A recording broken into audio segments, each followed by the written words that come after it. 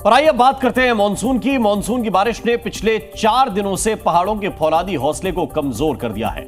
उत्तराखंड से लेकर हिमाचल प्रदेश तक हर दिन जगह जगह लैंडस्लाइड की भयावह तस्वीरें आ रही हैं। चार धाम यात्रा के श्रद्धालु कई जगहों पर फंसे हुए हैं। वहीं हिमाचल प्रदेश अब तक बादल फाड़ तबाही और बाढ़ से उबर नहीं पाया है। अगर आप अब भी पहाड़ पर जाने का प्लान कर रहे हैं तो आपको पहले वहां से आ रही इन तस्वीरों को जरूर देखना चाहिए। कुदरत को जब क्रोध आता है तो उसके आगे इंसान तो क्या, पहाड़ भी बेबस हो जाता है। मॉनसून की बेहिसाब बारिश के आगे पहाड़ भी कमजोर साबित हो रहे हैं।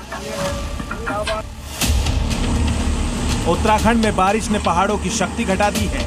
रह रहकर पहाड़ दरक रहे हैं। चमोली जिले में बद्रीनाथ हाईवे पर लैंडस्लाइड ने ब्रेक लगा दिया है। नंदप्रयाग, क्षेत्रपाल और भनेरपानी इन 3 जगहों पर लैंडस्लाइड की वजह से मलबा हाईवे पर गिर गया, जिसके कारण सैकड़ों श्रद्धालु और गाड़ियां फंस गई। बद्रीनाथ धाम और हेमकुंड साहिब की यात्रा पर आने जाने वाले श्रद्धालु इंतजार कर रहे हैं कि कब रास्तों से पत्थरों का मलबा हटे ताकि आगे प्रस्थान किया जा सके। पत्थर केदारनाथ धाम के यात्रा मार्ग पर भी गिर रहे हैं।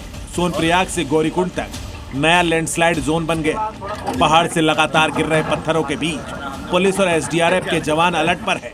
रास्ता साफ करने के साथ पूरी कोशिश इस बात की है कि किसी भी श्रद्धालु को चोट न लगे।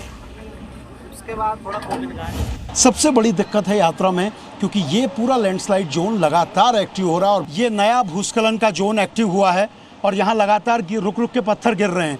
तो पुलिस और एसडीआरएफ की टीम यहाँ पर मौजूद है और जो लोग यहाँ पर रहते हैं इस दौरान जब पत्थर गिरते हैं तो उनको रोका जाता है और उसके बाद जैसे ही रास्ता क्लियर हो रहा है तो लोगों को छोड़ा जा रहा है। रुद्रप्रयाग में भी रुक रुक कर हो रहा लैंडस्लाइड कहीं न कहीं बड़ी तबाही का सिग्नल दे रहा है। धामी सरकार और तमाम एजेंसियां इसलिए अलर्ट है और पूरी कोशिश है कि लैंडस्लाइड प्रभावित इलाकों से जितना संभव हो लोगों को दूर ही रखा जाए। लैंडस्लाइड की वजह से गंगोत्री यमुनोत्री राष्ट्रीय राजमार्ग भी बंद हो गया। बीआरओ की पूरी कोशिश मलबे को साफ करने की है, लेकिन लगातार टूटते पत्थर रास्ते खोलने के काम में अड़चन बन रहे हैं। उत्तराखंड की तरह हिमाचल प्रदेश के पहाड़ों का भी हाल बेहाल है।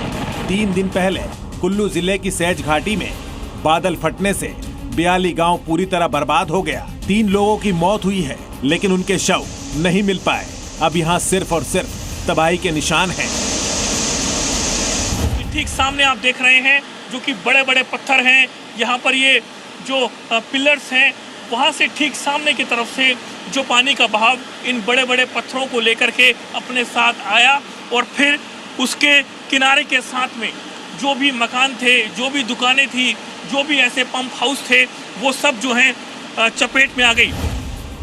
कुल्लू में बादल फटने से जो सैलाब आया वो अपने साथ पेड़ों को भी बहाकर ले गया। लकड़ियों का अंबार अभी भी ब्रिज के नीचे फंसा हुआ है। आपदा आई है, उसने भी कई पेड़ों को जड़ों से उखाड़ करके आगे की तरफ लेकर के गए हैं। प्रकृति का भी नुकसान हुआ है, लेकिन उसी बीच में ये भी सवाल उठने लगा है कि ऐसे जो पेड़ आप देख रहे हैं सभी के सभी एक ही साइज के हैं। क्या इनको किसी ने काट करके रख दिया था? जब ये बादल फटा तो उसका जो पानी आया, क्या उसके साथ बह करके ये सारी लकड़ियां यहाँ से निकली हैं? बाढ़ से तबाही की दिल दहलाने वाली तस्वीरें सरहद पार पाकिस्तान से भी आई। मूसलाधार बारिश की वजह से खैबर पख्तूनख्वा में स्वात नदी में अचानक से बाढ़ आ गई। नदी की तेज लहरों ने लोगों को बचाव का मौका ही नहीं दिया। स्वात नदी अपने साथ 75 लोगों को बहाकर ले गई। 55 लोगों को तो किसी तरह बचा लिया गया, लेकिन 8 लोगों की जान चली गई। 20 लोग अब भी लापता हैं। मॉनसून की वजह से पहाड़ों से निकलने वाली तमाम नदियां उफान पर हैं, लेकिन पहाड़ों पर तिहरा खतरा है, क्योंकि यहाँ न सिर्फ बाढ़ बल्कि लैंडस्लाइड और बादल फटने जैसे कुदरती हादसों का भी डर है। ब्यूरो रिपोर्ट, जी मीडिया।